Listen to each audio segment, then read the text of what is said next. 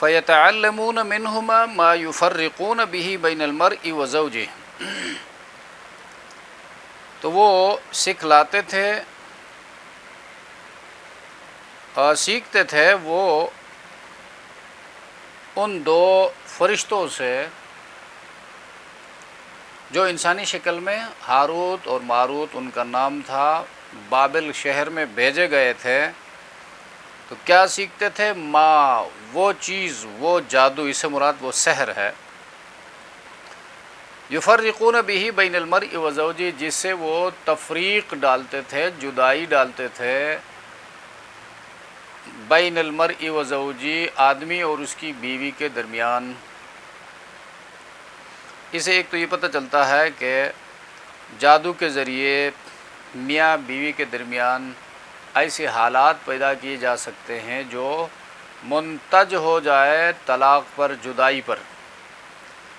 وجہ یہ ہے کہ جادو اسباب میں سے ایک سبب ہے، گمراہی کے بھی اسباب ہیں، ہدایت کے بھی اسباب ہیں، جوڑ کے بھی اسباب ہیں، توڑ کے بھی اسباب ہیں۔ تو جادو توڑ کے اسباب میں سے ہے، اور اس کے ذریعے اس سبب کو جب کام میں لایا جائے تو اس کا جو اثر ہے وہ نمایاں ہو کر رہتا ہے۔ تو بطور مثال بیان کیا گیا ہے، میاں بیوی کے درمیان جدائی ڈالتے تھے، اور اس کا توڑ بھی ہے۔ جو تو دنیا ہے تو دنیا دارالاسباب ہے، اس میں خیر کے بھی اسباب ہیں اور شر کے بھی اسباب ہیں، بیماری کے اسباب ہیں تو صحت کے بھی اسباب ہیں۔ کوئی زہر کھاتا ہے تو اس کے اوپر جو ہے زہر کا جو تریاق ہے وہ استعمال کرے تو زہر اثر نہیں کرے گا، ورنہ زہر اپنا اثر کرے گا، اس لیے کہ وہ اس کا مزاج، اس کی طبیعت ہے، وہ طبیعت اس کے اندر اللہ نے رکھ دی ہے۔ اور یہی حال بندہ بغیر ڈرل کے، بغیر اسباب کے سمندر میں داخل ہوتا ہے، پانی میں داخل ہوتا ہے، تو ڈبونے کی جو صلاحیت ہے، ڈبونے کا مزاج اللہ نے پانی کے اندر رکھا ہے، تو وہ اس کو ڈبو دے گا پانی۔ اگر ڈرل میں یا کشتی میں بیٹھ کر یا سمندری جہاز میں بیٹھ کر جائے گا تو سیف اور محفوظ جائے گا، ڈوبنے سے محفوظ رہے گا۔ تو دنیا کے اندر یہ سارے اسباب موجود ہیں۔ تو شریعت اسلامی میں جب یہ چیز ہے تو اس کی ضد بھی، اس کا سبب بھی بتایا گیا ہے۔ سبب یہ ہے کہ اپنے ظاہری اور باطنی ماحول کو پاک رکھا جائے، اسی کے شیاطین گندے ماحول سے ان کا تعلق ہے، اور جادو جو ہے یا سحر، اس کا تعلق شیاطین کے ساتھ ہے۔ شیاطین کو تابع کرتے ہیں جنی شیاطین اور انسی شیطان۔ اللہ سے دور ہو کر ایسے ماحول اختیار کر کے ان شیاطین کو تابع کر کے ان سے پھر یہ کام لیتے ہیں۔ تو وہ ان محفلوں میں، ان مجالس میں جاتے ہیں جن کا باطنی ظاہری ماحول گندہ ہو۔ اگر باطنی ظاہری ماحول پاک ہے، نمازیں ہیں، تلاوت ہے، ذکر اذکار ہے اور صفائی ہے، تو اس پر نہ اس ماحول میں جا سکتے ہیں، نہ اس ماحول پر اثر انداز ہو سکتے ہیں، اس لیے کہ الفاظ وہ بھی تو شیطانی الفاظ کے ذریعے یہ کام کرتے ہیں، اور روحانی الفاظ اللہ کا ذکر شریعت اسلامی نے بتلائی ہے۔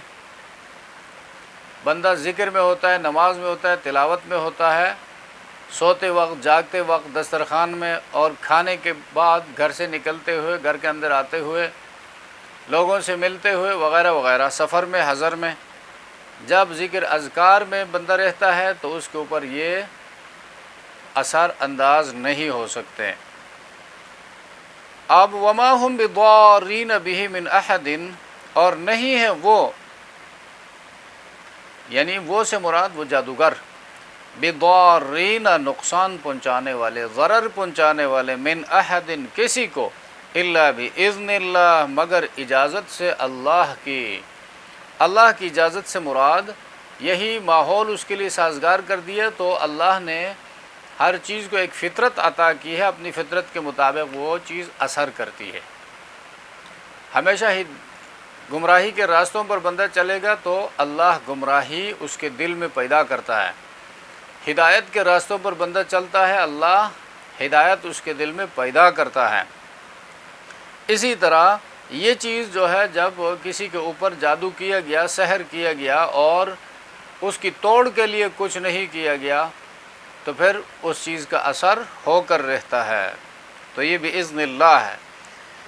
وَيَتَعَلَّمُونَ اور سیکھتے ہیں وہ یہودی ما یضرہم، وہ چیز جو ان کو نقصان پہنچائے، ولا ینفعہم اور نفع نہ پہنچائے، فائدہ نہیں پہنچاتا ہے اور نقصان پہنچاتا ہے، وہ چیز سیکھتے ہیں، یعنی بے فائدہ چیز سیکھتے ہیں۔ اب پیچھے جو درس ہوا ہے اس درس میں ان کا تورات کے حوالے سے، الہی تعلیمات کے حوالے سے حال بیان ہوا۔ فَنَبَذُوهُ وَرَاءَ ظُهُورِهِمْ، اللہ کی کتاب کو اس طرح پس پش ڈال دیا گویا کہ ان سنی کر دی، ان کو پتہ ہی نہیں ہے کہ اللہ کا حکم کیا ہے۔ اب جب یہ حالت قوم پر آئی تو قوم کا انحطاط شروع ہو گیا، زوال شروع ہو گیا، اور زوال جب قوم پر آتا ہے تو ایک فرد پر نہیں آتا ہے، سب کی عقلیں جو ہے معوف ہو جاتی ہیں اور سب کا قوت متفکرہ جو ہے وہ کام کرنا چھوڑ دیتی ہے۔ وہ اگر سوچتے بھی ہیں تو خسیس کاموں کے لیے اور بے بنیاد چیزوں کے اوپر ان کی فکر صرف ہوتی ہے، استعمال ہوتی ہے، اور وسیع سوچ ان کا نہیں ہوتا، فائدے کے کاموں کو وہ جانتے نہیں ہیں۔ تو اب یہ لوگ بھی اسی خسیس اور گندے کاموں میں پڑ گئے، جادو کرنا اور ٹونے ٹوٹکے وغیرہ، ان کاموں کے پیچھے اپنے اوقات ضائع کرنے لگے۔ اب قوم کی ترقی کا تعلق کس چیز کے ساتھ ہے، وہ ان کی سمجھ سے بالا تر ہو گئی۔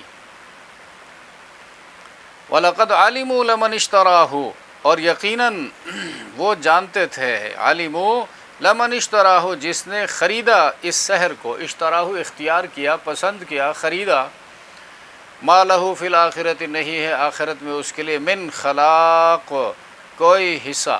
خلاق آخرت سے مراد جنت میں، جنت میں کوئی حصہ، جہنم میں تو ان کا پورا پورا حصہ ہے۔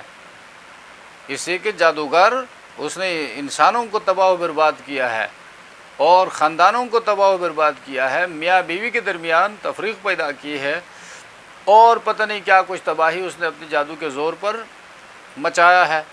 تو یقیناً ان گناہوں کی پاداش میں وہ جہنم جائیں گے۔ اگر حلال سمجھ کر کرتا تھا تو دائرہ اسلام سے ہی خارج ہے۔ وَلَبِئْسَ مَا شَرَوْا اور البتہ برا ہے ما شَرَوْا جو اختیار کیا انہوں نے، بھی اس کے عوض میں، انفسہم اپنی ذاتوں کے لیے، یا بیچا اس جادو کے عوض اپنی جانوں کو، جانوں سے مراد اپنے اوقات کو انہوں نے بیچا، اپنے سیکنڈوں کو، منٹوں کو، دنوں کو سیکھنے میں اور کرنے میں۔ تو قرآن نے کہا لبئس یقیناً وہ بری چیز ہے، لو کانوا یعلمون کاش کہ وہ جانتے ہوتے اس بات کو۔ اب یہاں پر بے فائدہ چیز کے پیچھے وقت ضائع کرنا، صلاحیتیں صرف کرنا، اور پھر اس کو ڈگری کا نام دے کر، سرٹیفکیٹ کا نام دے کر، علم کا نام دے کر اپنے اوقات کو ضائع کرنا، یہ بھی بہت بڑا گناہ ہے۔ جس طرح ہمارے یہاں ہے مختلف کتابیں، مختلف سرٹیفکیٹ ہم حاصل کرتے ہیں، مختلف ڈگریوں کے پیچھے گھومتے پھرتے ہیں، ان کے لیے پیسہ خرچ کرتے ہیں، اوقات خرچ کرتے ہیں مختلف ناموں سے، اور پھر جامعات کے اندر، یونیورسٹیوں کے اندر اس کے لیے ڈپارٹمنٹ موجود ہے۔ تو یہ سب قرآن کریم کی فہم اور سمجھ کی راہ میں رکاوٹیں ہیں، ان کو علم نہیں کہا جا سکتا، چونکہ جادو بھی علم ہے، لیکن قرآن کریم نے کہا لو کانوا یعلمون، اگر وہ جانتے کہ جادو جو ہے سیکھنے کی چیز نہیں ہے، اسے بچنا چاہیے، اس میں انسانیت کا کوئی فائدہ نہیں ہے۔ لہذا علوم تو بہت سارے ہیں، لیکن انسانیت کے لیے جس میں فائدہ ہے وہ علم حاصل کرنا چاہیے۔ وَلَوْ أَنَّهُمْ آمَنُوا اور اگر وہ ایمان لاتے، وَاتَّقَوْا اور اللہ سے ڈرتے، جادو سیکھنے سے بچتے، لَمَثُوبَةٌ مِّنْ عِنْدِ اللَّهِ تو جو اجر اللہ کے ہاں، جو رزق اللہ کے ہاں ان کے لیے مقدر ہے، جادو وہ سیکھتے تھے، کرتے تھے اس لیے کہ پیسہ آئے گا، پیسہ بٹوریں گے، ان کی ذہنیت بالکل مادی بن چکا تھا۔ تو اللہ نے فرمایا یہ بچتے جادو سے، اللہ کی نافرمانی سے، تو جو رزق اللہ نے ان کے لیے مقدر کیا ہے وہ ان کے لیے بہتر تھا، من عند اللہ، اللہ کے پاس، خیر معنی بہتر تھا، لو کانوا یعلمون، کاش ہوتے وہ جانتے۔ تو ان آیتوں پر غور کرنا چاہیے اور اپنے اوقات کو فالتو کاموں میں صرف نہیں کرنا چاہیے۔ اللہ تبارک و تعالی ہم سب کو سمجھ عطا فرمائے۔